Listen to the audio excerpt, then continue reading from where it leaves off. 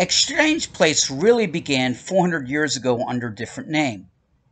Paulus Hook was founded by the Dutch in 1609.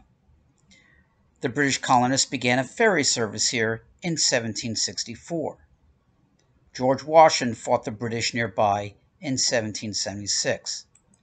The name Exchange Place came about during World War I in 1917. The Pennsylvania Railroad, the Hudson and Manhattan Railway, today's path, trucks and horse wagons all converged here. Today's Exchange Place is part of New Jersey's Gold Coast, from the Bayonne Bridge to the George Washington Bridge. A little over 700,000 people live along those 19 miles between those two bridges.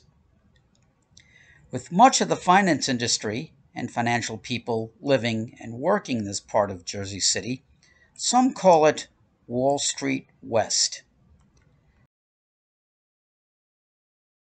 Originally, Exchange Place was for the Pennsylvania Railroad to serve New York City. Steam locomotives came here since 1834. Passengers would take a ferry to Manhattan. This 16-track shed was built in 1885 and was once one of the busiest stations in the world.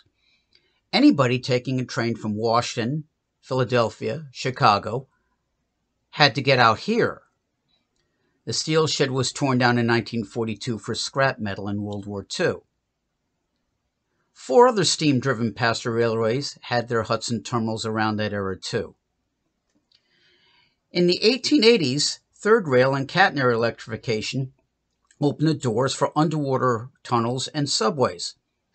The Hudson and Manhattan Railway, today's path, began in 1907.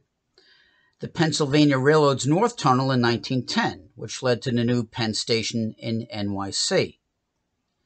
The last train left Exchange Place in 1961.